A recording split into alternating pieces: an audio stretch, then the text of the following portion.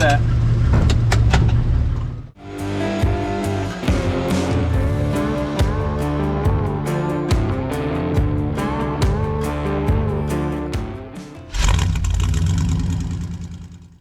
What's going on, YouTube? Levi of Old Iron Off-Road back on this guy one more time. And if you haven't been following the build on this rig, jump back in our channel, go back, watch a few videos. We have done a full build on this thing from suspension, chassis, all the way up to the point where it is today. Now, what are we doing today? This truck has to be ready to drive on a trailer to go to nationals in less than 14 days, 13 days, 12 days. I don't even know where we're at now. We just got back from the SCAR, thrashing in the shop to get some invoices out, and this thing's got to get done. Now, if, and it's a big if everything goes the way I think it is going to go, this truck's going to drive out of the shop under its own power for the first time in I don't even know how many years. If you haven't been following along with the build, I picked this truck up probably 3 years ago. It had actually been started on by a younger kid. He was probably 18 years old. They had clipped two trucks, pieced them together, and that's where it ended up. We have built it up into the rig that it is today. Now, what do we got to do? Well, we need drive shafts. We need to finish up hydraulic assist. We need to put some fluids in the front diff. We've got bumpers. Now, bumpers don't have to be done to drive it, obviously, but I would like to get them on the truck. I've got to make mounts. We've got to get them bolted on the truck. We've got to get them painted. A couple of lights, a couple of little things, limit straps, hood. I don't even want to talk about it. If I keep talking about it, I'm going to start freaking out, but let's get into it. So we have gone ahead and buttoned up a few little cosmetic things off camera. My buddy Daniel at Dan's Rod Shop. You've seen these just kind of mocked up, but we finally got those in place. Fancy little door handle there. We just nubbed it off and yeah, made it work. Oh boy, look, we're race car and we got steering wheel hanger on there. We put a little bit of sun visors in there. Couple of little cosmetic pieces. We did end up going ahead and drilling and tapping the compressor housing. We've got our wastegate plumbed, fuel pressure regs plumbed into boost reference. Blow-off valve is hooked up and plumbed. I actually revved this thing up just free revving in the shop, and it made 1 pound of boost. So I'm tickled about that. Let's put some parts on this guy. So one of the first things I want to take care of is when I was filling up the diffs, I actually left myself a little love note here. I ran out of gear oil and the front diff cover says 2 more quarts. So we're going to go ahead and make that happen. That way fluids across the entire vehicle are happy and we don't have to stress on that anymore. All right. Now, some of you are probably going to wonder why I'm just taking the time to actually fill up bottles and fill the diff that way, and why I don't just fill this guy up, or why I don't just shove this in there and fill this to the fill plug. The reason why you don't want to do that on custom diffs or anything with like what is considered a high fill plug, if I were to just fill this diff up to the bottom level of the fill plug, it would have way too much oil in it, and the axle shafts and the seals would be completely submerged in gear oil, and inevitably we would end up having axle shaft seals weep. Now, it's not necessarily the end of the world, but there's no real need for it. There's no real good reason for it. What I suggest doing on anything with a high fill plug, unless you're running something that is intended to be filled to the bottom of the plug, is to refer to the manufacturer spec as far as fill level and then go maybe a half a quart or a quart past that once you've rolled the pinion up on something. There's no real need for there to be that much gear oil in a diff, because the ring gear is going to pick up fluid and it's going to sling it where it needs to be. Now, I'm not telling you to underfill it, I'm just telling you that submerging the axle shafts and the diff on a high fill plug is just a little excessive, so.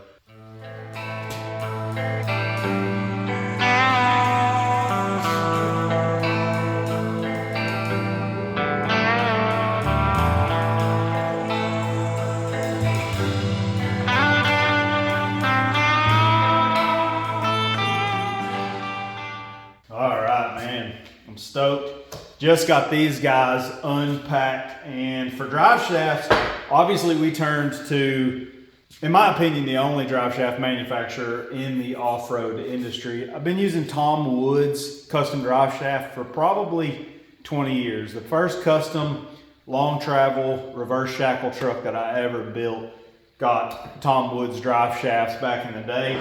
Tom Wood's makes ordering drive shafts really easy. If you can provide them with some pretty basic measurements and U-joint cap size, they can build anything that you need. And we also opted for the heavy wall drive shaft option. Now most drive shafts, and that's something to be considered when you're searching for a drive shaft manufacturer, cost and all things considered. Typically drive shafts are built on an 083 wall. These are actually a full 120 wall drive shaft tube. So if you're gonna be banging your drive shafts on rocks, not intentionally, not ideal, but if there is a likelihood that you're gonna hit your drive shaft, you might wanna step up to the 120 wall. Front drive shaft is a 1350 U-joint on their X-spline. On the rear, we are running a double cardan shaft, 1350 joints. We're running their flange in the back. Look at that flange size. Very nice. All right, so we're preparing to put drive shafts in this thing, and when I put this rear end together, I made a little bit of a boo-boo. I thought I'd ordered a U-bolt style yoke, which actually uses U-bolts instead of the straps. The straps are inherently weaker, I will say. They like to bend and break. But that's exactly what I put in this thing, was a strap style yoke. So we're gonna have to take this guy out and get it changed out. Now, one thing I will mention, if you're changing yokes on the axle that has a crush sleeve in it, you have to be really careful when you're putting the pinion nut back on. Now, luckily on ours, we did use a crush sleeve eliminator, which is a product that I really believe in, especially in off-road applications. So we're gonna get this guy pulled off, get it changed out, and we're gonna slam the drive shafts in this guy. And then at a bare minimum, I want to put this guy in drive and see if it will move forward and backwards. I'm stoked, but a little nervous.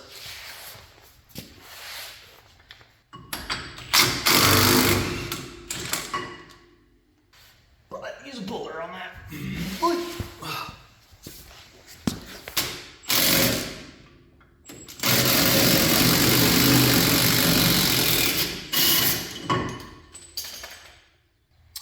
Oh, you gotta be kidding me. Are we good? So, we got a little problem here. I may be able to solve it with stuff that I have laying around. There's actually two different yokes for the 14 bolt. This one actually has a wear sleeve, or kind of a speedy sleeve with a part of the dust seal on the yoke. This is the later style seal, I believe. And this is an earlier style yoke. Now, I'm pretty sure I have an early style seal, so we'll just have to switch this out. It's always something. Always something. Go to the parts store.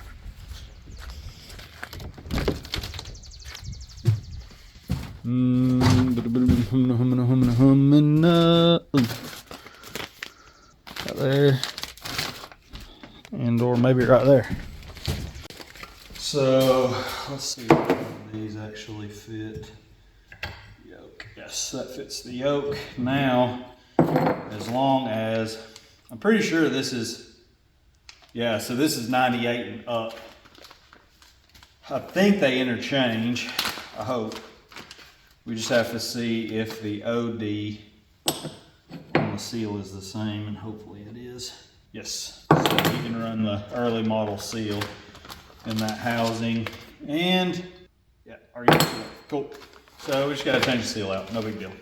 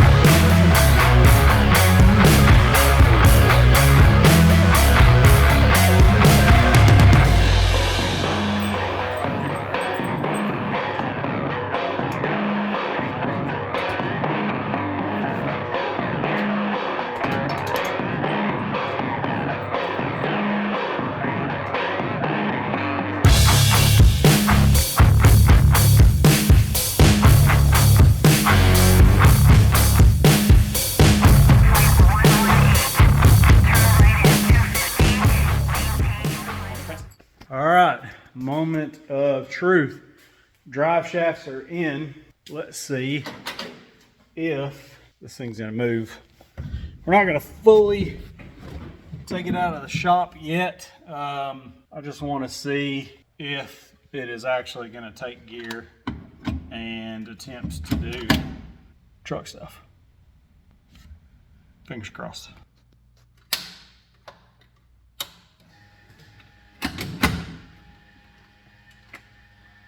Foot on the brake for sure.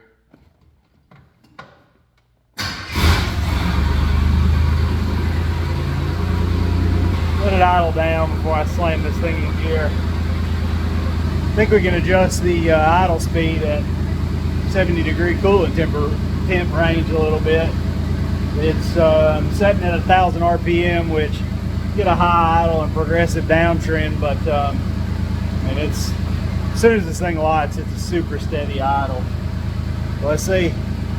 Moment of truth.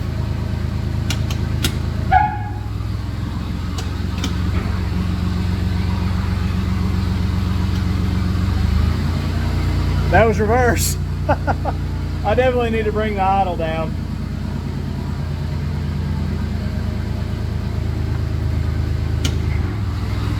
There's drive.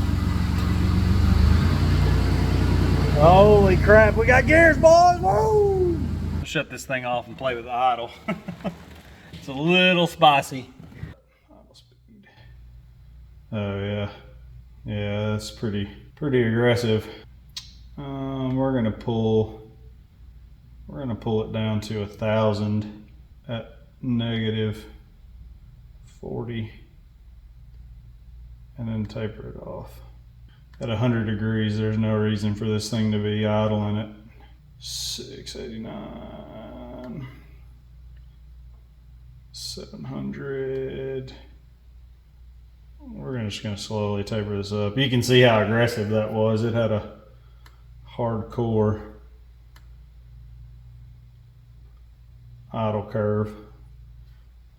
I'm gonna keep it around 1,000 at 40 degrees. That's plenty. Pull this way down. 60 degrees is no reason for it to idle that hard. We'll call it 8.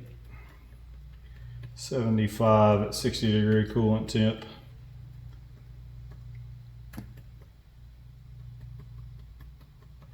And this is why you need to have the ability or the desire to dig into these systems a little bit, even if it's just silly stuff like pulling some idle speed out of it. What a random number, 689 at 140 degrees.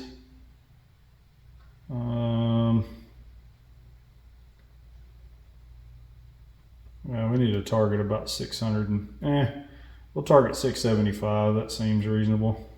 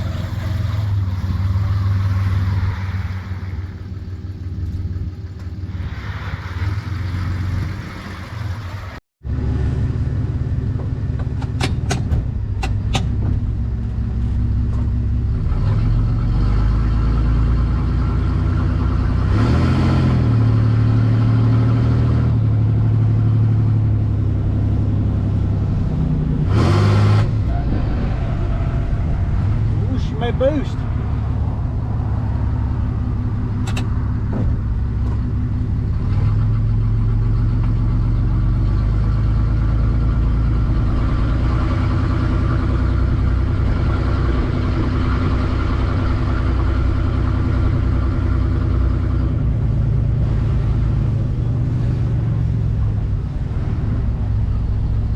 brakes are actually pretty darn good. I'm actually impressed with how well the brakes feel. I was a little leery.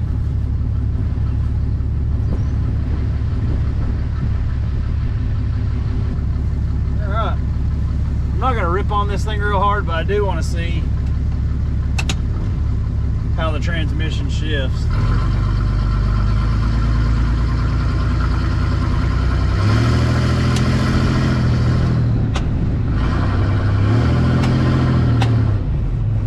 Let's go. We got all our gears. The little 4.3 feels good, man. It moves this truck. I'm impressed. Holy crap.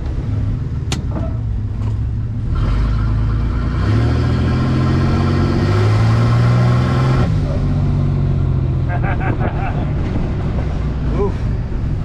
Didn't like that.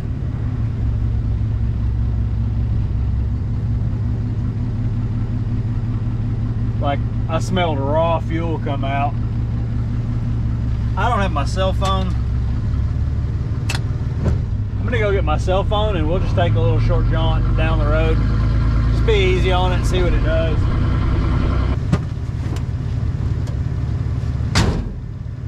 All right, test drive. Number one. Let's see what falls off.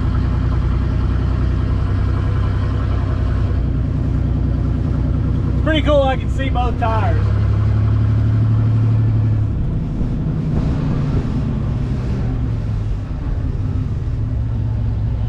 Power steering is less than half you move 40s without hydraulic assist.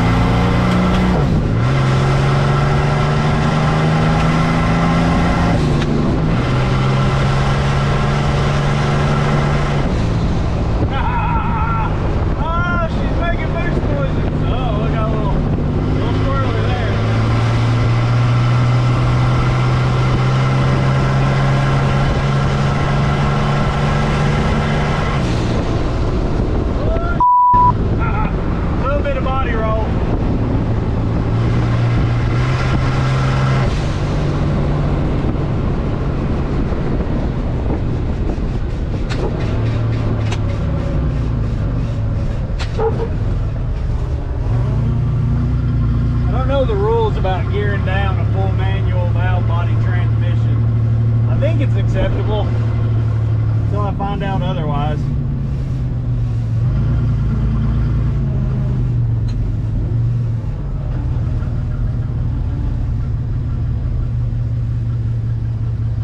That's a lot of smoke. Just probably look at that.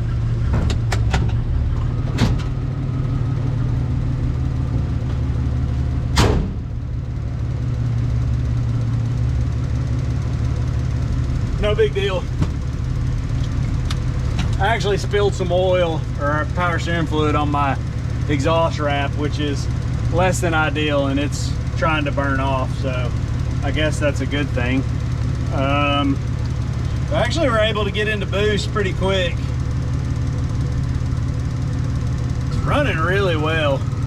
A little bit of body roll, it got a little squirrely, but we don't have the weights fully setting on the coils yet. So I fully expect there to be some weirdness with coils, like trying to unload and push back up and all that stuff. We need several more 100 pounds in the rear, and we need some more weight in the front, and then get all the coils dialed and all that stuff. But throw some more time in at it. Everything's really, really, really conservative. I'm not gonna mess with tuning anymore until we get to a point where we're really ready to drive this thing. Yeah. That was pretty good. That was well deserved. It was nice to be able to rip this thing down the road. And did okay. The body roll was a little unnerving when I was in the throttle hard. I didn't have the GPS speedometer pulled up. I don't know how fast we were going. Otherwise, it really felt pretty tame going down the road. I think some sway bars in the back, like I said, and get the rest of the weight on this thing, get the coils dialed in where everything's sitting the way it's supposed to sit, and I think it'll be good. So I'm going to pull it back in, and we're going to go ahead and get the hydraulic assist stuff situated, and then we can start making bumper mounts. All right, it's a new day out here in the shop. It's actually Sunday. Typically try not to do anything on a Sunday, but we've got to get this truck done. So I'm going to try to get this rear bumper mounted up. Actually gone ahead and drawn out some brackets. We're going to blast it out, get this guy put on the truck.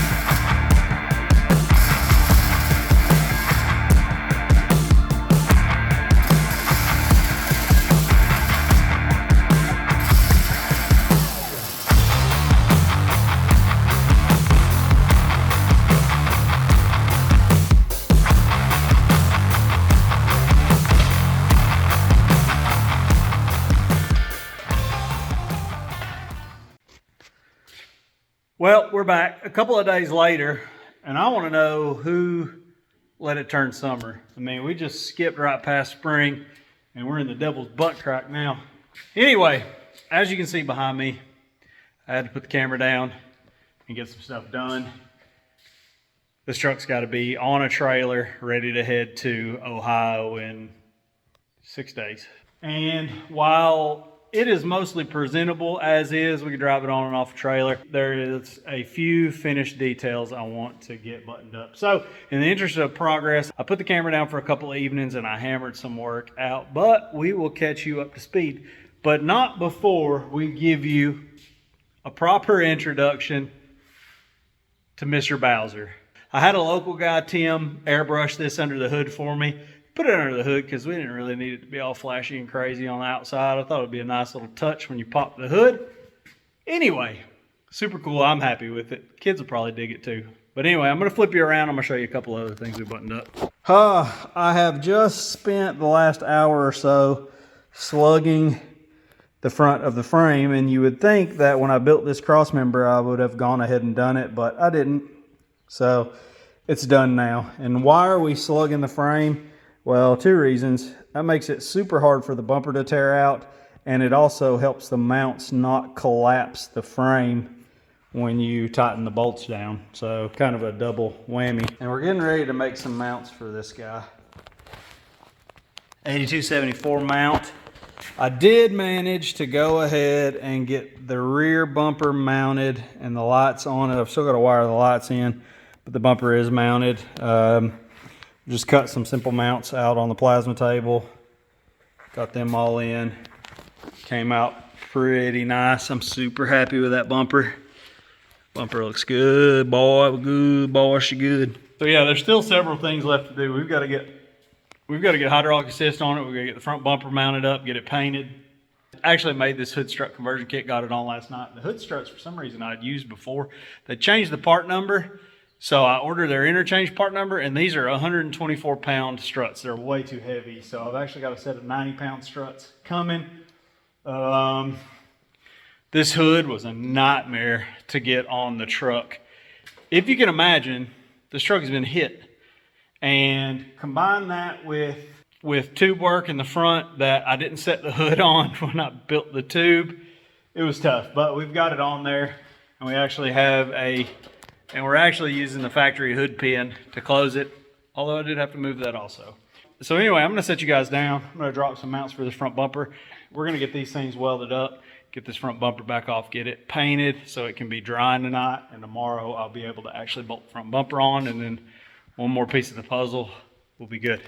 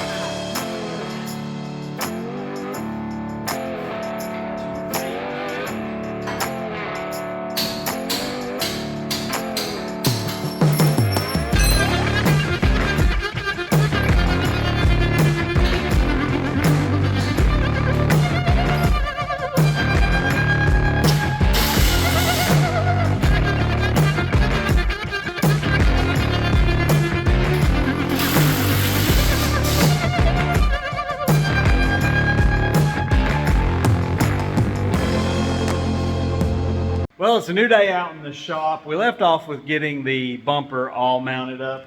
I played around a little bit with the hydraulic assist, trying to figure out where it was going to live and not crash into the diff and not crash into any of the link or the suspension components. And I think I've got it where it is going to live.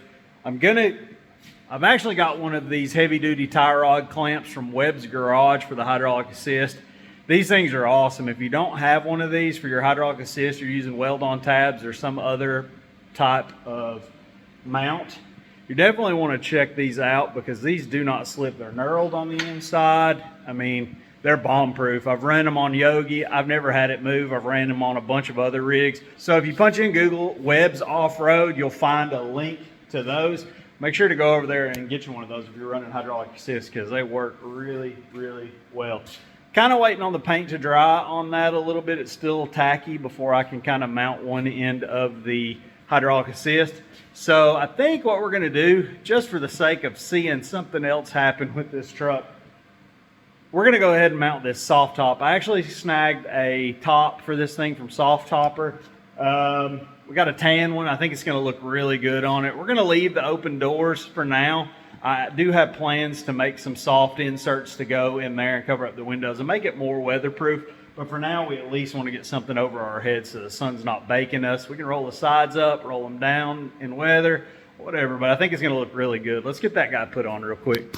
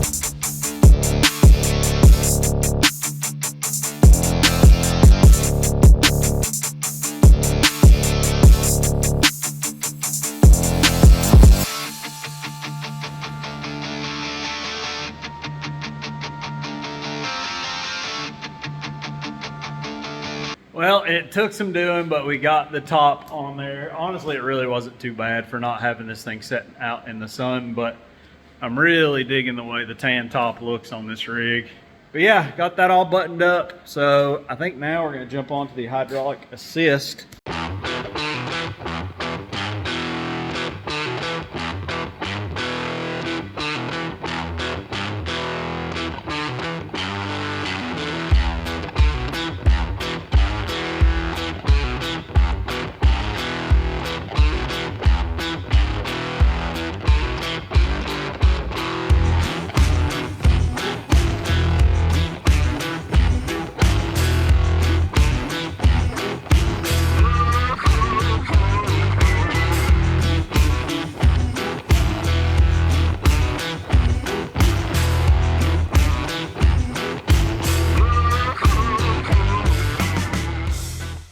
Well, we got that done. Took some doing, but you can see what we've got going on here. I had to make this actually key around this bump out in the truss. I know it's kind of dark in there, and this side had to kind of kick down, and this side had to kick down and stay on the contour on the top of the truss to get as much contact out of it as I possibly could. But yeah, she's in there. I may put a couple of washers in between there. Maybe, probably not. We'll get that guy welded in there, and yeah, we'll be ready to splash some paint on it and tighten things up and run some hoses.